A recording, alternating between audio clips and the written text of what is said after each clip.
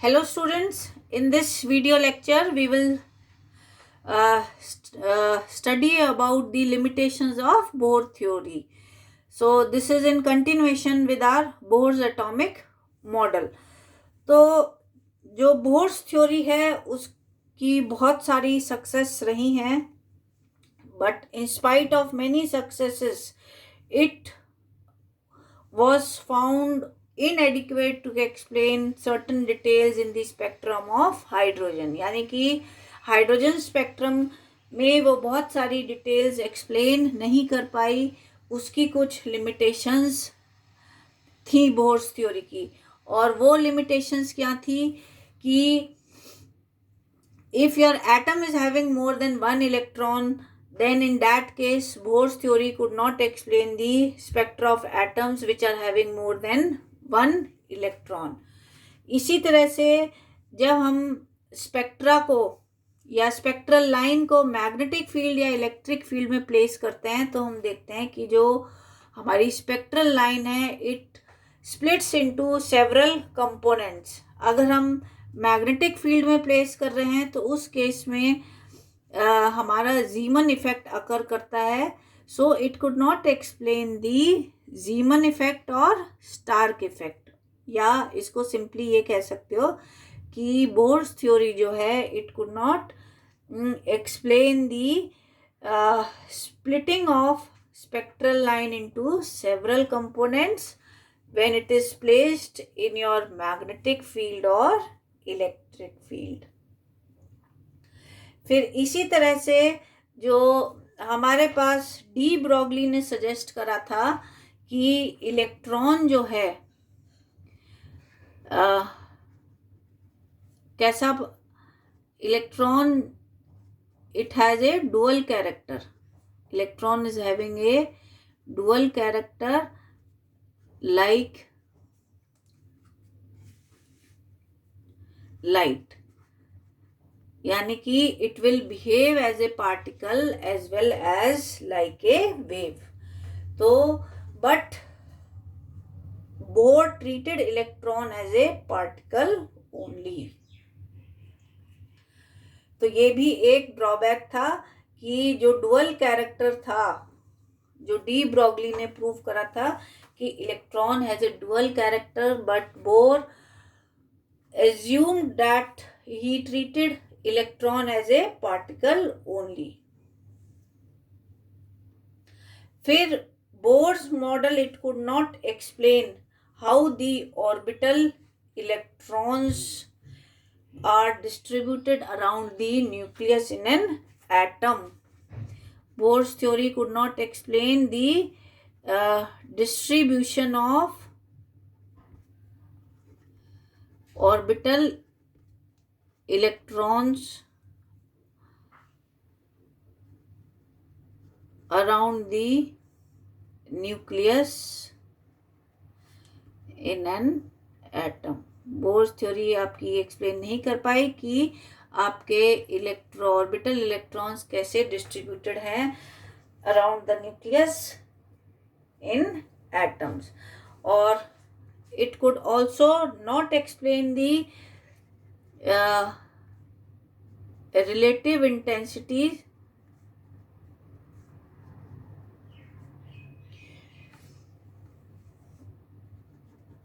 when electron makes transition between different levels. जब electron आपका transition करेगा डिफरेंट लेवल्स में तो ये उनकी रिलेटिव इंटेंसिटीज को भी नहीं एक्सप्लेन कर पाई Bohr's theory. So these were some of the limitations of Bohr's theory. So our next topic is correction in Bohr's theory due to finite mass of the nucleus. Correction in Bohr's theory for finite mass of the nucleus. तो bourse theory में हमने क्या assume करा था, हम ये assume करके चले थे कि जो न्यूक्लियस है हमारा वो it is fixed at the centre of the circular orbit and your electrons they are revolving around it. So this is true if nucleus has infinite mass. Nucleus हमारा रेस्ट में कब होएगा, जब उसका जो मास है वो आपका इनफाइनाइट रहेगा. पर जो हमारा न्यूक्लियस है इट हैज़ फाइनाइट मास. हम मान के चलते हैं कि न्यूक्लियस का जो मास है वो फाइनाइट है. So suppose this is your nucleus, ये आपका न्यूक्लियस है जिसका फाइनाइट मास है m, और न्यूक्लियस को आप n से भी डिनोट कर सकते हो. And this is your electron, it is having mass small m.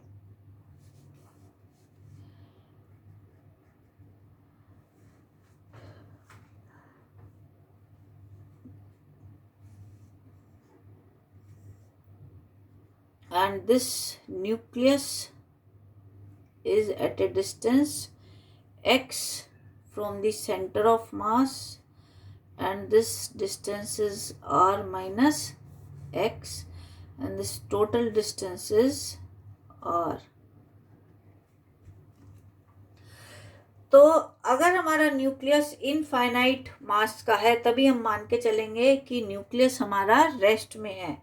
But nucleus has a finite mass. In that case, अगर न्यूक्लियस का मास फाइनाइट है तो nucleus as well as the orbital electron ये क्या करेंगे, they will revolve around a common centre of mass. ये आपके दोनों रिवॉल्व करेंगे around a common centre of mass with same angular velocity omega से. तो इधर हमने n आपका न्यूक्लियस रिप्रेजेंट करा है और E आपका इलेक्ट्रॉन रिप्रेजेंट करा है, और न्यूक्लियस का मास कैपिटल M है और इलेक्ट्रॉन का मास जो है वो स्मॉल m है.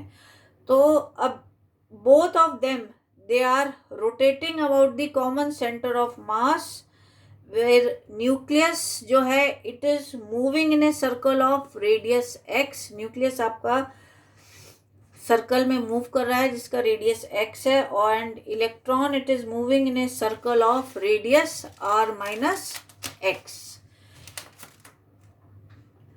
तो अगर हम इसमें centre of mass theory apply करते हैं अकॉर्डिंग टू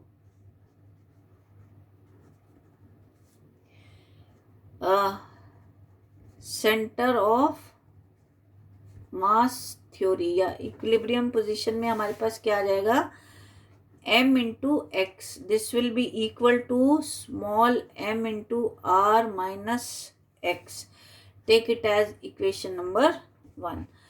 तो अगर इस इक्वेशन को हम सॉल्व करेंगे x के लिए तो ये हमारे पास आ जाएगा m into r upon m plus m. Take it as equation number 2.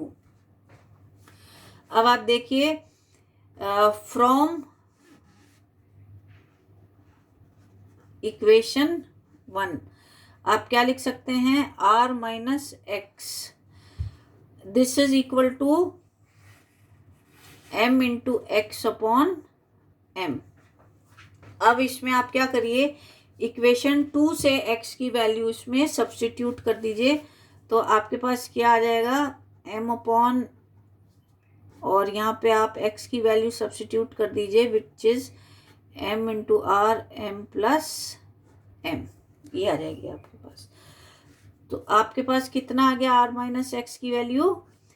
You are left with m से ये m आपका कैंसिल हो जाएगा, m into r upon m plus m. Take it as equation number 3. अब जो total angular momentum होता है atom का about centre of mass, so total angular momentum of an atom about the centre of mass. ये आपका कितना आ जाएगा, L is equal to m x square omega. हमारे पास जो एंगुलर मोमेंटम की वैल्यू होती है वो कितनी होती है, M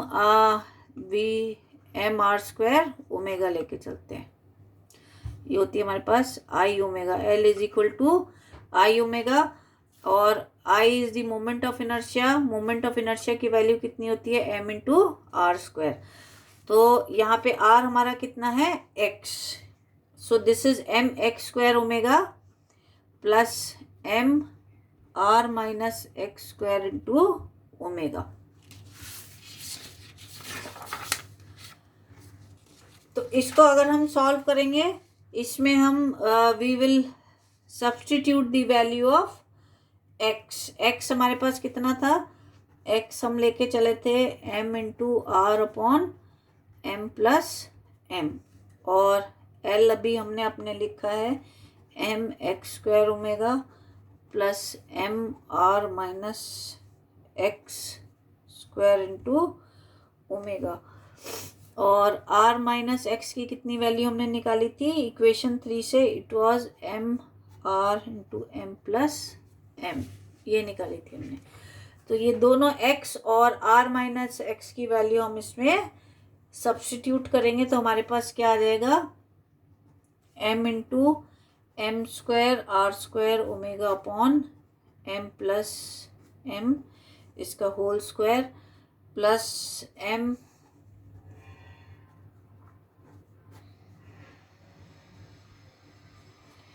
divided by m plus M का होल स्क्वायर। तो इसको आगे सॉल्व कर लीजिए, ये आपका कितना आ जाएगा, दिस विल, इसमें से ये हम कॉमन ले लेंगे, capital M into small m r square omega upon m plus m का होल स्क्वायर। यहाँ पे कितना आ जाएगा हमारे पास, m प्लस स्मॉल m। तो देखिए इसे सॉल्व करेंगे तो हमारे पास क्या रह जाएगा, एक m प्लस m से एक m प्लस m आपका कट जाएगा। So you will be left with capital M into small m divided by m capital M plus small m into r square omega, ये आ गई आपके पास। तो अब ये जो आपकी टर्म है ब्रैकेट वाली टर्म, इसको हम क्या कहते हैं, this is also known as the reduced mass of the electron. This is also known as reduced mass of the electron, और इसको हम डिनोट करते हैं म्यू से, mu R square omega.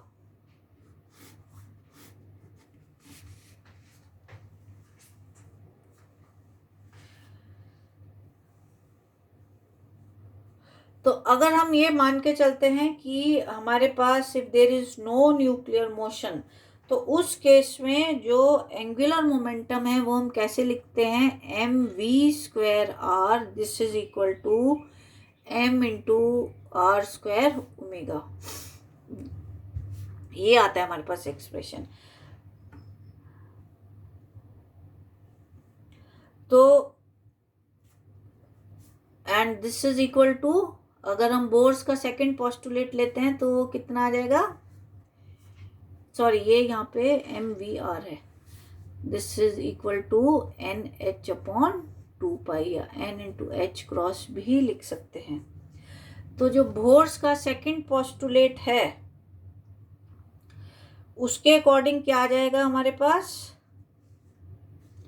Mu R square omega, this is equal to N into H upon 2 pi और N into H cross. और अगर nuclear motion हमारा एब्सेंट है तब हमारे पास एक्सप्रेशन जो है वो ये आएगा, and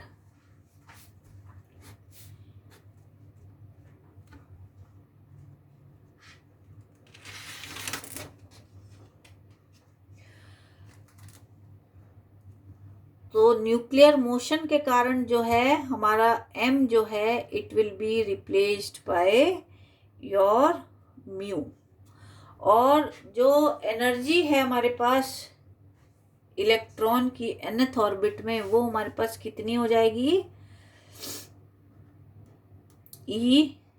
En, this is equal to mu e raised to power 4 8 epsilon naught square h square 1 upon n square। ये हमने एनर्जी वाला फॉर्मूला ही लिखा है, but the only thing is we have replaced m by your reduced mass. तो जब हमारा electron it will jump from one orbit to another orbit, या हम ये कहते हैं कि वो जंप करेगा फ्रॉम n2 से n1 में, तो उस समय जो हमारी फ्रीक्वेंसी ऑफ रेडिएशन एमिटेड रहेगी वो कितनी रहेगी, mu bar is equal to 1 upon lambda, this is equal to mu e raise to power 4 8 epsilon not square. यहाँ हमने ये पढ़ा है, ये आपका c इंटू एच क्यूब होता है 1 upon n1 square minus 1 upon n2 square, और ये जो टर्म है आपकी या जो फैक्टर है this is equal to your Rydberg constant r। तो ये हमारे पास इक्वेशन क्या आ जाएगी, 1 upon n1 square minus 1 upon n2 square, where हम लिख सकते हैं where r is equal to mu e raise to power 4 8 epsilon not square c h cube, this is the your Rydberg constant. और ये Rydberg constant कब है, when we are taking the reduced mass of hydrogen atom, in this case we are considering the reduced mass of hydrogen atom. अब क्योंकि जो हमारा reduced मास है this is somewhat slightly less than your m, तो इस case में जो है wavelength of spectral line this will be more in case of very heavy nuclei where your nuclear motion is absent. So this was about the correction in Bohr's theory due to finite mass of the nucleus। तो इसमें हमारा जो m है it has been replaced by your mu। तो जो wavelength है spectral lines की जो हम इस फॉर्मूले के बेसिस पे कैलकुलेट करेंगे, these are slightly larger than those corresponding to infinitely heavy nucleus, और ये एक्सपेरिमेंटली हमारी एग्री करती हैं विद दी ऑब्जर्व्ड वैल्यूज से। सो this was about the correction in Bohr's theory due to finite mass of the nucleus।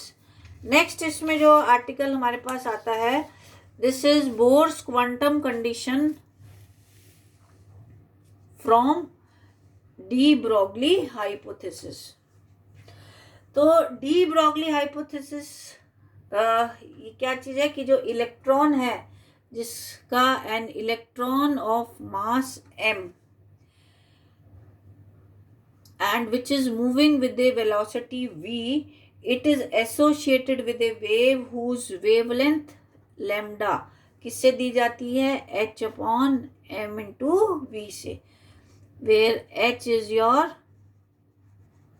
Planck's constant। ये अपने quantum theory में पढ़ रखा है कि if an electron of mass m and it is moving with velocity v, then it is associated with a wave whose wavelength lambda is equal to h upon mv, where h is your Planck's constant। So on the basis of this hypothesis, de Broglie he proposed an atomic model in which the stationary orbits of Bohr's model were retained, but electron in various orbit behave like this. तो de Broglie ने इस fact को consider करते हुए where electron of mass m which is moving with velocity v is associated with the wave of wavelength lambda, उन्होंने क्या करा, एक एटॉमिक मॉडल प्रपोज करा जिसमें कि बोर्स एटॉमिक मॉडल के स्टेशनरी ऑर्बिट तो उन्होंने रिटेन करे, पर जो इलेक्ट्रॉन है वो वेरियस ऑर्बिट्स में किस तरह से बिहेव कर रहे हैं. This is behaving like this figure. So de Broglie ने सजेस्ट करा कि जो स्टेशनरी ऑर्बिट्स हैं उनका जो orbital circumference 2 pi r, this is an integral multiple of wavelength lambda. So de Broglie said that the stationary orbits are those in which the orbital circumference 2 pi r is an integral multiple of your wavelength lambda. Or we can say stationary orbit for electron are those which contain complete waves of the electrons. तो इसमें हम क्या कह सकते हैं, 2 pi r is equal to n into lambda, जहाँ आपका n vary करेगा 1 2 3 एंड सो ऑन. और लेमडा कितना है हमारे पास, lambda is equal to h upon M V. तो हमारे पास क्या आ गया, 2 pi r, this is equal to n h अपॉन m इंटू वी. तो इधर से हम निकाल सकते हैं M we R, this is equal to n H upon 2 pi. तो ये हमारे पास क्या आ गया, M we R is equal to N into H cross, where M we R क्या चीज है हमारे पास, this is the angular momentum of the electron. So this is the angular momentum of the electron as a particle.